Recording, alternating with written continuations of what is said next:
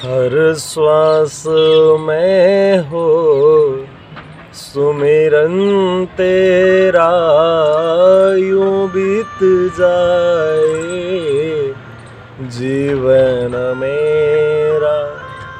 तेरी पूजा करते बीते सांझ सवेरा, तेरी सेवा करते बीते सांझ सवेरा।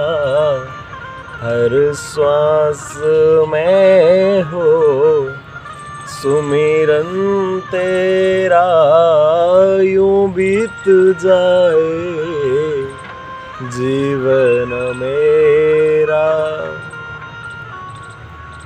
तेरी पूजा करते बीते सांझ सवेरा, तेरी सेवा।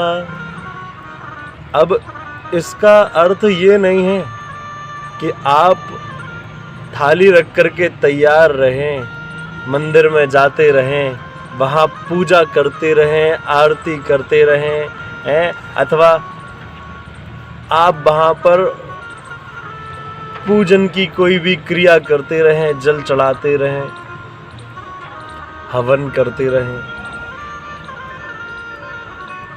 तेरी पूजा करते बीते सांझ सवेरा, पर ये पूजा कौन सी है? सांसों की माला पे सुमिरूं मैं राधा नाम, कान्हा नाम, रामा नाम। सांसों की माला पे, केवल जिस समय पूजा कर रहे हैं उस माला पे ही नहीं, अपितु हम जब माला, तो वो हमने एक दिन और कहा था सत्संग में कि माला हम इसलिए करते हैं ताकि स्मृति हमें बनी रहे भजन करने की। नहीं तो सांसों की माला पे सुमिरूं मैं, स्थिति ये हो जानी चाहिए। नाम जप इतना होना चाहिए कि कभी भूलूं ना नाम तुम्हारा रटूं, बस सांझ सवेरे ये गाता रहूं। क्योंकि इस बात को तुलसीदास जी ने भी कहा है कि भैया हम ये नहीं कह रहे कि आप सब चीज छोड़ करके पूजा में बैठ जाओ, पर हम ये कह रहे हैं कि आप सब चीजों को भूल करके राम नाम को इधर बिठा लो। कर से कर्म करो विधि नाना, कपड़े धोते रहो, पर कपड़े धोते धोते भी विठ्ठल मेरा मेरा मेरा मेरा मेरा। रोटी बनाते भी विठ्ठल मेरा, मैं विठ्ठल का, ओ विठ्ठल मेरा मेरा मेरा मेरा मेरा, विठ्ठल मेरा, मैं विठ्ठल का। आप काम कोई भी करते रहें, गाय का काम कर रहे हैं, सुबह से स्नान कर रहे हैं, फिर आप घर की सफाई कर रहे हैं, फिर भोजन बना रहे हैं, या आप फिर कहीं बाहर जा रहे हैं, ऑफिस जा रहे हैं, नाम लेते जाओ। कर से कर्म करो विधि नाना, पर मन राखो जहाँ कृपा निधाना, यानी कि उनका नाम लेते रहो। नाम में सर्व सामर्थ्य है। यदि नाम आपने नहीं लिया और यज्ञ जप हवन पूजन आप कुछ भी करते रहे, तो उन सब का कोई फल होने वाला अधिक नहीं है। तुलसीदास जी ने एक और बड़ी प्यारी बात कही है। उनने कहा कि आप धर्म कर रहे हो, ये सब चीजें धर्म में आ जाती हैं।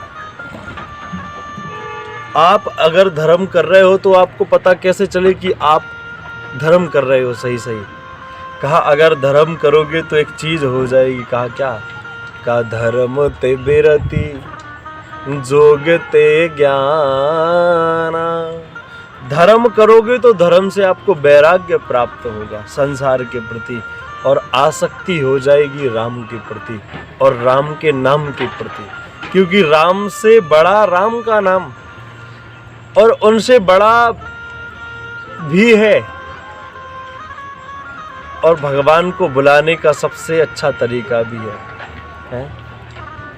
ये एक पुकार है किसी भक्त की भगवान के लिए। जब वो नाम स्मरण करता है, बड़े बड़े योगियों को, तपस्वियों को देखा है, तो उनने भी जीवन में एक ही बात बताई, भैया 40-50 साल हो गए, कभी हाथ ऊपर करके तपस्या करी, कभी खड़े ही खड़े रहे, खड़ेश्वरी नाम भी पड़ गया है, कभी हमने भोजन भी नहीं किए, दूध और फल लेकर के ही चलाया काम, कभी तो शरीर भी छोड़ा। हिमालय में जब हरिद्वार गए थे तो वहाँ एक बड़ी अद्भुत बात पाई कि वहाँ सिद्ध पुरुष अपने शरीर को हिमालय की कंदराओं में रख देते हैं और फिर आत्मा से ही विचरण करते हैं और भजन किया करते हैं। तो हर चीज से बड़ी, हर जप से बड़ा, हर यज्ञ से बड़ा, हर अनुष्ठान से बड़ा केवल नाम है। आप नाम लेते रहो केवल। और कलयुग में तो सब चीजों का सार यही बता दिया गया है केवल। भागवत जी में कहा गया है, कृते यध्यायतो विष्णुम, कृते यानी सतयुग, सतयुग में भगवान का ध्यान करने से, त्रेतायाम यजतो मखे, त्रेता युग में यज्ञ आदि करने से, और द्वापरे समनुप्राप्ते, द्वापर में भगवान की सेवा पूजा आदि करने से, और कलौ तद हरि कीर्तनात्, कलयुग में केवल भगवान की कीर्तन करने से, जितना उन सब का यज्ञ करने का, ध्यान करने का, जप योग तपस्या समाधि आदि करने का उन समय वो फल था, वो कलयुग में केवल कीर्तन करने मात्र से है। कोई अगर कीर्तन करे, एक जगह कीर्तन होता था, कीर्तन का फल क्या होता है? अगर आप नाम निष्ठ होकर के, भगवत निष्ठ होकर के अगर आप कीर्तन करोगे तो कीर्तन से क्या होगा? एक जलाराम जी थे और गुजरात में रहा करते थे। जलाराम जी साधु ब्राह्मणों की सेवा और सभी लोग जैसे भंडारा करवाते थे। रोज भंडारा चलता, अखंड हरि नाम कीर्तन चलता। उनके यहाँ एक शिष्य रहता था जो गौशाला की सेवा किया करता था। उस शिष्य ने प्रयागराज के बारे में खूब सुना था कि प्रयाग जाएंगे, गंगा सागर जाएंगे, वहाँ हम तीर्थ कर करके आएंगे। लेकिन वहाँ काम इतना था कि गुरुजी कहते, अरे भैया आज को जो काम है कल को वो काम है, और कहाँ जा रहे हो? सारे तीर्थ यहाँ जहाँ कीर्तन होता है वहाँ सारे तीर्थ आ जाते हैं। अब चेला की बात जा मन में उतरी नहीं है। गुरुजी हमसे कोई, हम पता है अनन्य नहीं है, इसीलिए हमें गुरुजी की बातें समझ में नहीं आती है। हम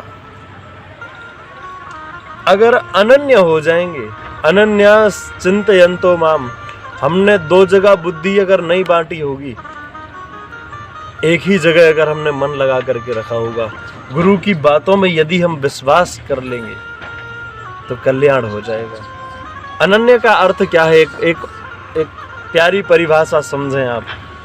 अनन्य जैसे बोरवेल होता है अथवा कोई मोटर होती है, तुम में पाइप लगाते हो, और पाइप लगाते हो तो कई लोग ऐसा पाइप लगाते हैं, बा में बढ़िया पाइप खूब अंदर तक डाल देंगे, उसके ऊपर चढ़ा देंगे, और उसके ऊपर से भी होशियार लोग क्लैंप कस देंगे ताकि पानी एक भी बूंद गिर ना पाए। अगर हमने ऐसे ही पाइप की तरह श्रद्धा, अनन्यता हमने अपने गुरुजी में लगा दी है, तो गुरुजी हमें सुधारने के लिए कोई वाक्य कहेंगे तो हमें चुभेंगे नहीं, वे हमें हमारा सुधार कर देंगे, क्योंकि हमने अपनी श्रद्धा का पाइप बहुत जोर से लगा दिया है। अब गुरुजी जो बात कहेंगे वो सीधे हृदय में आएगी और हृदय स्वीकार करके उसको जीवन में उतार लेगा। लेकिन हम सब ने तो केवल क्लैंप नहीं, क्लैंप तो बहुत दूर की बात है, हमने तो अधर रखे हैं, उनमें झुकाई की रखी है कि गुरुजी ने थोड़ी सी बात कही और हम गुरुजी से दूर हो गए। गुरुजी फोन लगाना भूल गए, अरे तुमने भाई फोन लगा दो, हमें फोन नहीं लगायो, हम तो इतने में ही दूर हो जाते हैं, हम तो इतने में ही देख लेते अरे गुरुजी है। तो हमने बहुत अधर रखा है पाइप, इसीलिए गुरु सुधारना भी चाहेंगे। पानी अगर वो मोटर चलाना भी चाहेगा तो पूरा पानी बगर जाएगा, ऐसे ही गुरु ज्ञान देना चाहेंगे तो वो पूरा ज्ञान बगर जाएगा, बिखर जाएगा, बिगड़ जाएगा। तो श्रद्धा अगर हमने गुरु में कर रखी है तो गुरु कोई भी बात कहेंगे वो हमारे जीवन में। वैराग्यवती की कथा आपने सुनी होगी, सत्संग में इस YouTube चैनल पर डली हुई है। वैराग्यवती ने अपने गुरु के वचन माने हैं और उनका वचन मान करके भगवान को भी वैराग्यवती के पास आना पड़ा है।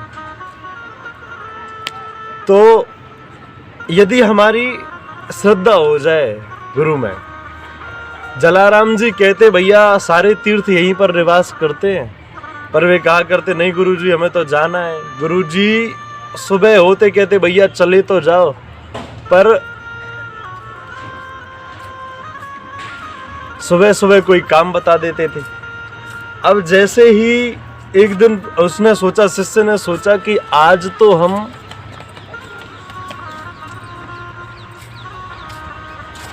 बहुत जल्दी जाएंगे, गुरुजी को पता नहीं चल पाएगा। सारी तैयारियां रात में कर ली उसने, बाल भोग आदि सब बना लिया, तैयार कर लिया ले जाने के लिए। और रात्रि में जब वो 2 बजे निकला तो उसने घर के बाहर जैसे ही गया तो उसने क्या देखा कि एक राजा का वेश कोई पुरुष बना करके है और वो बाहर झाड़ू लगा रहा है। और देखा कि 3 रानियां हैं और वे रानियां भी वहां पर कोई जल ढो रही हैं, कोई वहां पर गोबर से लीप रही हैं और वहां पे अपनी सब सेवा कर रहे हैं। अब ये आश्चर्य में गया उनके पास और उनसे हाथ जोड़ करके उनसे राम राम करी, कहा भैया हमने तो कभी आपको यहाँ पर देखा नहीं, आप कौन हैं? उन्होंने कहा कि भैया हम तीर्थों के राजा प्रयाग हैं और हम यहाँ पर सेवा करने आते हैं। कहा ये 3 देवियां कौन है? कहा ये 3 देवी गंगा, यमुना, सरस्वती आदि नदियां हैं पवित्र, क्योंकि जहां पर नाम कीर्तन होता है वहां पर सारे तीर्थ निवास करते हैं, वहां पर सब आ जाते हैं। उसने जब ये दृश्य देखा तो अंदर आया, अभी रात्रि के 2-2:30 बजे थे, और आकर के फिर से सो गया। गुरुजी सुबह जब उससे मिले तो गुरुजी ने पूछा कि भैया तुम गए नहीं, तुम गंगा सागर जाने की बात कर रहे थे। बोला गुरुजी अब हमें कहीं नहीं जाना। अरे कहा क्यों नहीं जाना, पहले तो तुम बहुत जिद करते थे। कहा गुरुजी अब हमने सब देख लिया है, जहां पर नाम कीर्तन होता है वहां पर सब तीर्थ स्वयं आ जाते हैं, अब काऊ तीर्थ पे जाने की जरूरत ना। ऐसे ही जलाराम जी के यहाँ कीर्तन चलता रहता था और कीर्तन में जलाराम जी के यहाँ की एक और घटना आती है। वे जलाराम जी का जहाँ पर कीर्तन होता था वहाँ से कुछ शिकारी जंगल से हिरण आदि मार करके जो मलेच्छ थे वे लौट रहे थे और उनने अपने उसमें भर रखे थे। वे आए और भूख प्यास से व्याकुल तो थे, उनने वहीं पर वो टांगा अपना एक खूंटी पर और वे वहाँ पर प्रसाद पाने लगे। भंडारा चलता ही रहता था जलाराम जी के यहाँ, भंडारा और कीर्तन। तो वे वहाँ प्रसाद पाने लगे। उनने जिन शिकार किया था जिनका, उस झोली में से थोड़ा सा खून नीचे गिरने लगा। जलाराम जी ने देखा और जलाराम जी ने जब देखा तो उनने एक डंडा लिया और उसमें जैसे ही लगाया तो जितने उसमें वे हिरण मर चुके थे, जो जानवर जीव मर चुके थे, वे फिर से जाग गए, जिंदा हो गए और जीवित होकर के वे भागने लगे, जंगल की ओर भाग गए। वे मलेच्छ भी ये देख करके हैरान रह गए कि जिनको हमने मारा था वे भी वैसे उठ करके भाग गए। तभी से वे उनके जलाराम जी के यहाँ चरणों में गिर पड़े और उनसे प्रार्थना करी कि आप हमें अपनी शरणागति में ले लो। उनने एक वाक्य कहा कि जो ना करे अल्लाह, अल्लाह यानी अल्लाह, जो ना करे अल्लाह वो करे जला। अरे ऐसा तो वे हमारे अल्लाह भी नहीं कर पाए जो जलाराम जी ने करके दिखाया है, क्योंकि नाम में निष्ठा थी। तो नाम निष्ठ कोई हो जाए, वहाँ सब तीर्थ निवास करते हैं। और कलयुग में तो कलौ तदहरि कीर्तनाथ है। कलयुग केवल हरि गुण गाए। कलयुग में केवल एक हरि का गुणगान करने मात्र से कुछ मत करो। केवल अगर किसी को कुछ आए भी ना, कई लोग यूं कहते भैया हम पढ़े लिखे ना, हमने शास्त्र ना पढ़े, हमने वेद ना पढ़े, हम जावात नहीं जानते, हम जो नियम नहीं जानते हो, कोई बात नहीं, केवल राम नाम उच्चारण करना सीख जाओ। केवल अगर गुरु ये कह दें कि भैया आप राम नाम लो, सबरी कौन सा वेद पढ़ी थी, उसने कौन से ध्यान करे थे, कोई कुछ नहीं आता था, पर गुरु जी की केवल एक बात मान ली, तुझे भगवान आकर के यहीं मिलेंगे, बस राम राम रटती जा, ये पुकार करती जा। है एक दिन तेरी कुटिया पर श्री राम आएंगे, एक दिन तेरी कुटिया पर सुर संत धैनु विप्र के सुख धाम आएंगे, सुर संत धैनु विप्र के सुख धाम आएंगे, एक दिन तेरी कुटिया पर श्री राम आएंगे। बस एक काम करते जाना, जाए मत छोड़ियो, का गुरुजी बिल्कुल नहीं छोड़ेंगे, का रोज इंतजार करना और एक पुकार करती जाना, केवल राम नाम गाते जाना। अगर ये पुकार चालू हो गई तो फिर उनको आना ही पड़ेगा। इसमें कोई नीति जानने की, कोई दर्शन शास्त्र आदि जानने की आवश्यकता नहीं है, बस नामनिष्ठ हो जाए, नाम में प्रीति हो जाए। कुछ दिन तो लेना पड़ता है, फिर एक होता है अजपा जप। अजपा जप यानी आप जब नाम लेते लेते वो जब श्वासों में आ जाएगा, श्वासों की माला पे सुमरू मैं, ये नहीं कहा कि तुलसी की माला पे या रुद्राक्ष की, वो एक नियम के लिए है ताकि वो कभी हमें आदत लग जाए। पर जब ये श्वासों की माला पे चलने लगेगा, यानी हम सो भी गए, नींद भी लग गई और हमें पता नहीं है कि जाप भी हो रहा है। बगल वाले कोई सोते फिर वे बताते, अरे आप तो रात में वो कीर्तन आदि या नाम जब चल रहा था। अजपा जब प्रारंभ हो जाएगा, जब ये श्वासों में उतर आएगा हमारा, बस प्रार्थना करते रहें, नाम लेते रहें। है एक लाइन है, कभी भूलू ना नाम तुम्हारा रटूं, बस सांझ सवेरे ये गाता रहूं, राधा रमन राधा रमन राधा रमन। तो नाम सरिता में, नाम संकीर्तन में अथवा प्रभात फेरी में सभी शामिल होने वालों को खूब खूब धन्यवाद, अथवा सबको राधे राधे, जय श्री राम। आगे विगत दिवस में हम नाम महिमा पर चर्चा करेंगे और नाम की महिमा अपार है। जितना गुरुजन, संतजन, ब्रजवासी जन ठाकुर जी कृपा करेंगे, स्वानंद लेंगे। राधे राधे।